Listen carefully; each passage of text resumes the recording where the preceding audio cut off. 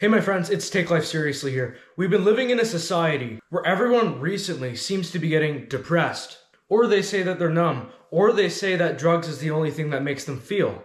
And if you want to go really far with it, there are men in their 20s out there who are having erectile dysfunction. And most of the time, it's not because of their testosterone, it is because they have something wrong going up in here. However, recently there's been a lot of men that have very low testosterone in our society, but that's a completely different thing. And I think that a lot of what's happening with that is not from low testosterone. So today we're going to be going over why people become numb, why you have become numb, why everything seems to be gray, why you have this weird nostalgic connection to the old times, wishing that you were a child again, which doesn't really make any sense because being an adult is better because it's when you start working. But no, I feel numb. Anyways, we're going to get through all of that today. So, how it happens. So this is your brain, and this heart over here is something that we're going to call your emotions. Now, this is not just simply your emotions. This is your emotion center. This is where you perceive how things feel. Now, with your brain and your emotions, it kind of works like this. Now, I'm going to do it like that. Now, your brain sends a signal to whatever you want to call it, your heart, your center. Now, when the information comes in here is when you start to manifest what you think about the signal, the situation, the scenario. Now, let's say on this particular day, someone gave you a compliment. Your brain receives that compliment and it goes to the heart and says, this has happened. And then your center processes the information and makes the emotion of it. And then it sends it out, and that is how I feel about it. Right, so normally, someone gives you a compliment, this has happened, goes to the center manifests the information, creates an emotion, and that is how you feel about it. Now let's say one particular day, you go to your job or you go to high school and you get bullied. Someone either verbally or physically picks on you. Now let's say that he verbally threatens you, he pushes you. Now that is going to be very hard to see, but that is insecurity and fear. He picked on you, he called you something. You are now fearful. You are now insecurity. That goes to the center manifests the information. That's how you feel about it. Now, emotions are action signals. If you don't take action, they get louder and they get worse. Now, that fear and that insecurity from that incident is telling you that you need to stand up for yourself. You need to get stronger. You need to be in the gym. You need to be a man of your word, all those different things. And if you don't do that, if you don't stand up for yourself, if you don't go to the gym, if you don't level up your life, that fear and that insecurity is going to stay there and it's going to get worse. They will stay there. And then let's say the day after that, your girlfriend broke up with you. Your girlfriend broke up with you. Your center manifests that information as pain and lust. Now, that pain and lust is not meant to bring you down. It's meant to make you take action. Now, most men think that when they feel lust, that means that they have to start chasing more women. And that's not the reality. And when they feel mental pain, that they need to numb it with something. They need to distract themselves. And that is also wrong. Those are both wrong assumptions. So what happens is you continue to do those things. You chase women because you feel lustful and you try to distract yourself from the pain. And because you took action in the wrong way, now you've made a new emotion, worthlessness. Because of this heartbreak situation, now you started chasing a carrot on a stick. That is not what you should have done. That is not what the center is telling you to do. And because you feel worthless, because that guy at your job keeps bullying you, the center realizes that these emotions aren't doing anything, so it adds another one. Anger. You start becoming angry at the world. You start becoming angry at yourself when you're not perfecting everything. And again, that anger is telling you to take action. It's telling you to get in the gym. It's telling you to grow up as a man. But you know what you do? Instead, you do all of this emotional venting. You start going to your friends, man, life's hard, life's hard, life's hard. And it does absolutely nothing. And then you start becoming depressed and hopeless. And then all of a sudden, this is full because you're not listening to it. So it tries to keep on filling itself with more emotions and trying to get it into here. And you're feeling all of these feelings and you're feeling all this pain and discomfort. So the next thing that you do, and this isn't something that you physically do, this is something that you mentally do.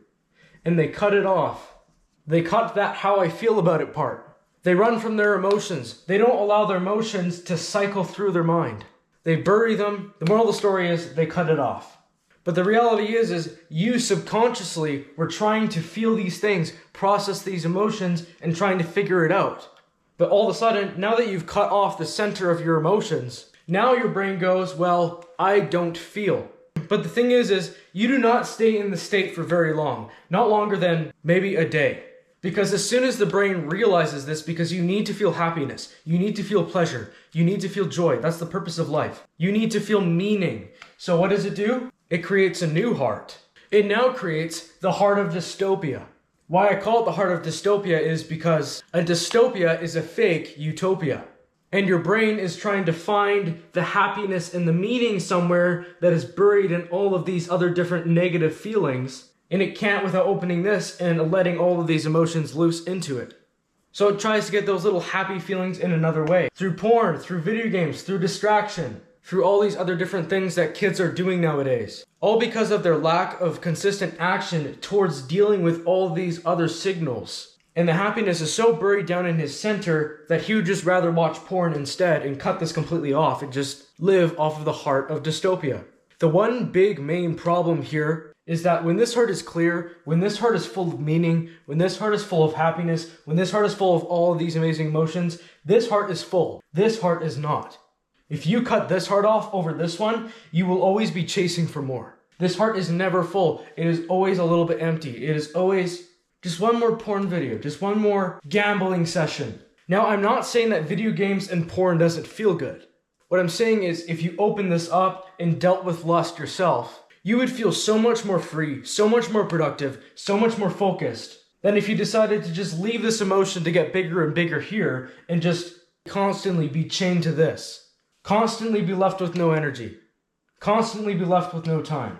Be left with these evil, disgusting thoughts that drive you to absolutely nowhere.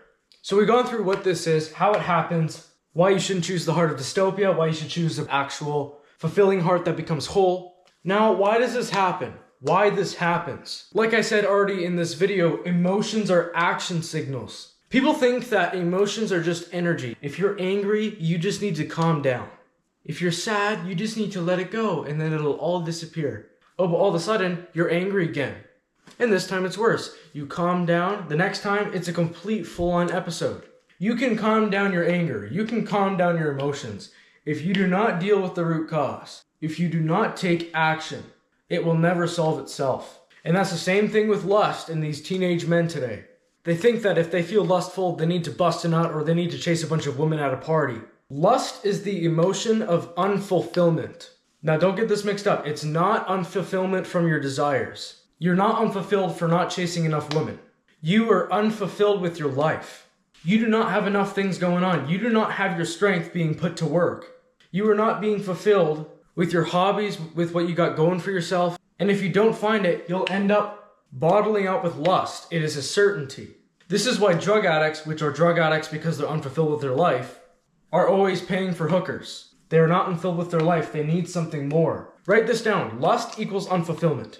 Now, it can mean many other different things. It can mean you're tired. It can mean you're bored. It can mean you're stressed. But the biggest root cause of lust is unfulfillment. It always roots down to unfulfillment.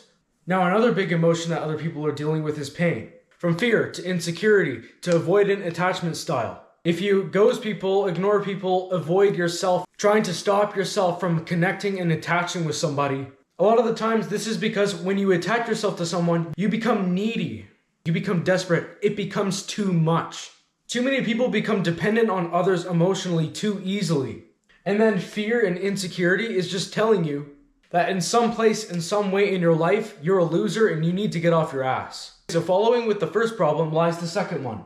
Everything stays the same. You still go to your 9 to 5. You still wake up sleep deprived every morning. If you want to change this and empty this, you have to not even take action, but if you want to feel different, you have to be different. You have to change. And the reality is for the people who are trying to be better, for the people who are trying to quit addiction, what is happening here is you're taking turns between this cycle and then this cycle. They go, all right, you know what? I'm going to make a change. So what they do is they cut this heart out and they leave this heart open for just a second. They're strong without their addiction for this many days. But all of a sudden is once you open this, all of this stuff is still bottled up in. So it flushes out into your mind. It creates literal chaos. Your brain is scattered. You deal with this in addiction. Your brain is just scattered. You got this scattered brain. Whether you're trying to quit porn, video games, drugs, weed, all of it. Your brain's a mess. So when you have all these action signals come through to your mind, If nothing has changed, if you still don't know how to take action with these action signals, you will still have the same outcome. They'll get louder and louder, and all of a sudden, you're going to have to wire this connection back and go back to the dystopian mind, the dystopian heart. So how to quit addiction, as a summary, is you need to learn how to process, listen to what these emotions are saying, and take action to it. But also understand what these emotions are telling you. If you feel lust that is bottled up in your center, that does not mean that you have to jerk off 4 times a day. That is not what lust is telling you. That is not what worthlessness is telling you. You need to understand what these action signals mean. Otherwise, you're going to get it twisted and you're going to end up back here. So you cannot stay the same. You must learn what they are. You must try different things to figure out how to solve them. And you must grow. Another reason why this happens is because of stress. When you're trying to quit an addiction, or trying to make yourself feel happier again, or trying to work through your emotions or your trauma or whatever it is that's bottled up in here, there's going to be times where you're afraid because you've achieved something called learned helplessness. You think that if you open this way up, the same thing's going to happen again and again and again and again. You're just going to fail. Man, it doesn't matter if I look at lust differently, if I looked at fear or insecurity or pain or worthlessness differently. I'm just going to fail. You will enter this stage in your life. Do not let it break you down. And at this point, it's not about convincing yourself that something different is going to happen when you do this. That would be insanity. It is about never giving up and dealing with one emotion at a time. Which emotion is the worst emotion right now? So, how to get rid of it? We've gone through a few of these already. Take action. Use emotional discipline. Sometimes if we've been dealing with an emotion the wrong way for a very long time, we come to the conclusion that is the only way to deal with it. The only way to deal with anger is to run to video games. The only way to deal with sadness is to feel bad for yourself. All these other different kinds of things. So what we have to do is use emotional discipline, say no. When I'm sad, I usually never get out of bed and I usually skip meals. But today, even though let's just say this is a day where I'm feeling sad, instead of skipping meals like an idiot, I'm going to go to the gym and force myself to be happier. Now, I never use these things to control my sadness, because I train myself to control my sadness in an unhealthy and wrong way. But I know that going to the gym is going to boost my endorphins, it's going to make me more fulfilled with my life, and it's going to make me more focused on my goals and force myself to be in a better mood, because I have to be in a good mood to push. The next one is find the why. If you find yourself in a lifelong scenario where you're constantly lusting every single day, you're objectifying people, you're constantly chasing women, you're having all these dark, disgusting thoughts, you need to ask yourself, why do I feel like this? What is this telling me? Well, I did have a breakup 3 years ago, and ever since 3 years ago, I've been feeling like this.